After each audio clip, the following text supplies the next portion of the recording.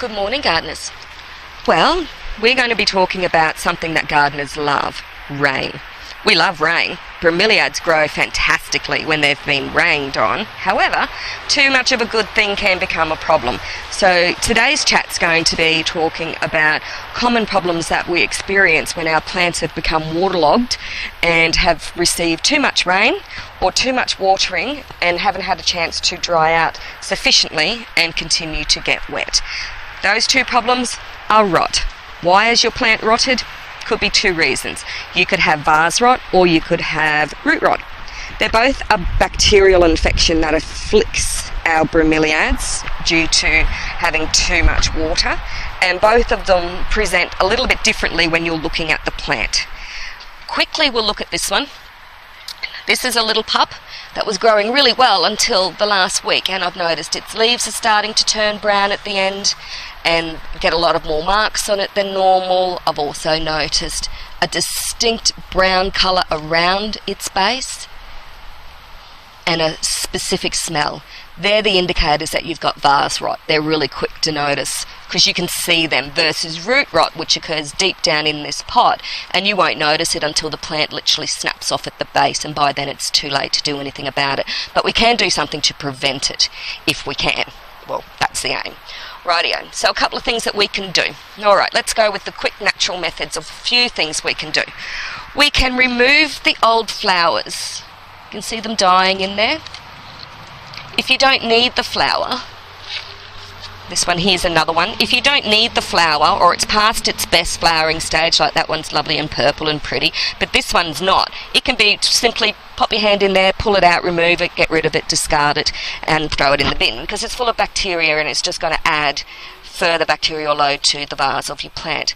You can use a skewer, you can pierce the vase through to the outer leaves, and wherever you do that, at what height is where the plant will then hold water. Now this particular plant that you're looking at, I'm actually going to keep the seed that's growing in it. It was hybridized about 3.5 months ago, and the seed's not quite ripe yet, but it is swelling. There's a lot of it. When the seed is ready, like this one, again, flowers died off. I'm not going to use these seeds. These seeds can't be grown. They'll only produce albinos. Moving around beneath the plant, you can pull the seeds out easily. That's when they're ripe.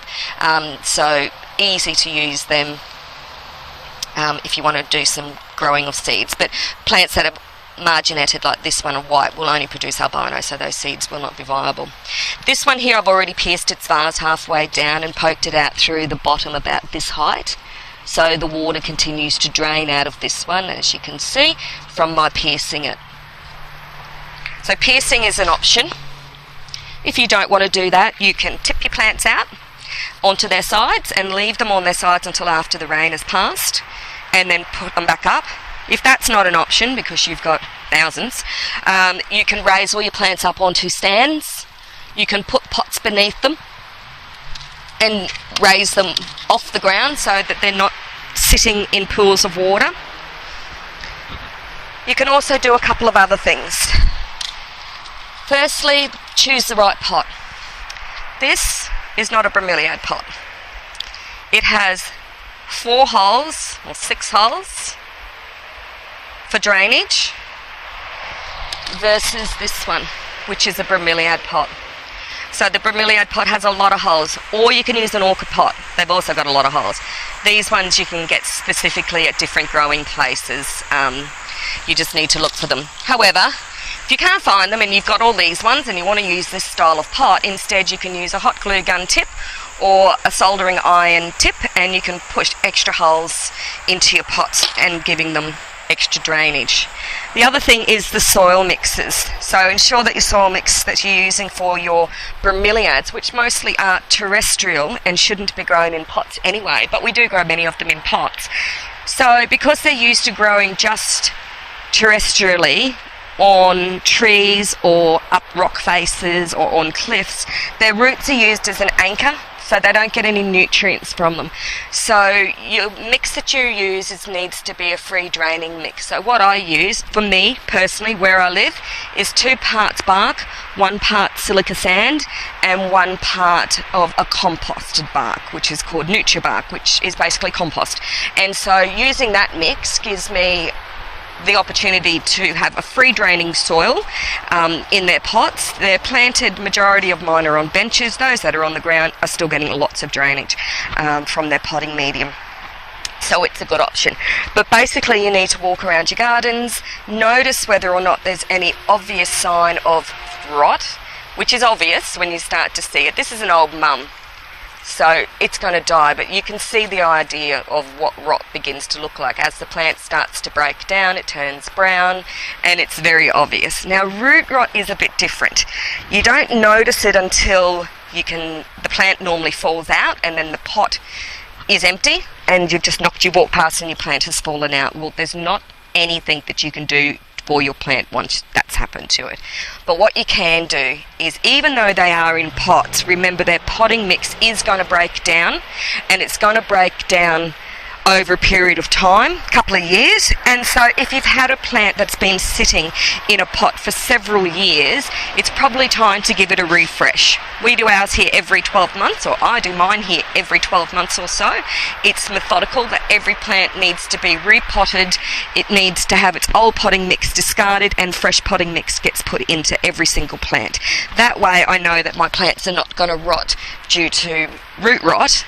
They also can be sprayed with a fungicide, and what I use is Trifend, and with Trifend it's a miticide, insecticide, as well as a fungicide. And so for me it works better to do that in between the sprays when I'm doing my regular pest management for different scales and things. Also, my garden contains fruit trees and other things, so therefore I do need something that I can use across the board for different plants. Finally, a natural way to deal with it is to tip your plants out, dry them out completely using a paper towel or a cloth, making sure they're completely bone dry, wait 24 hours, and then using cinnamon powder, fill the vases up with cinnamon powder instead, and keep your plant dry for at least 7 to 10 days. If you've caught it early, hopefully the cinnamon will do the job. If it doesn't and you've lost your plant, I hope that you've at least got some pups to replace it. But unfortunately, sometimes we do get unseasonal rain and we get heavy rainfall and we're not used to it. We live in an area on the coastal region of Australia which tends to be quite dry normally. For the last couple of years we've experienced a lot of rainfall, so we've had to change the potting mixes that we previously had been using for drought, which contained a lot of cocoa peat fibre and cocoa peat throughout them, coir as well, and we've had to change all of the plants into a more drier terrestrial style of mix instead, because we were losing bilbergias, and we never lose bilbergias to rot, but it was happening regularly.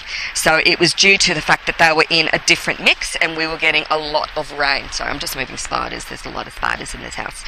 Okay, I'm just going to go under this one and come back up. So bilbergias usually don't get rot because they have two types of root systems. They do need to be planted in a very open, dry mix, but they do like a little bit of food as well. So ensuring that when you are planting your plants, you're not planting them too deep. Don't plant them up here in the collards. I know they're going to stay upright a lot easier.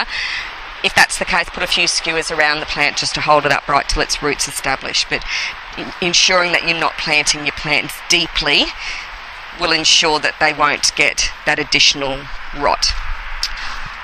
Okay, duck under that spider. And that's where we'll finish off for the day. So thank you for listening and watching, and I hope that you've managed to pick up a few tips and tricks in dealing with bromeliads when they do get rot.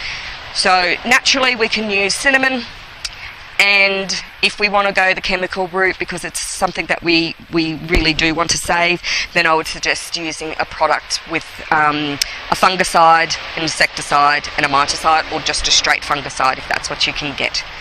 Okay, happy gardening. Thanks guys, bye.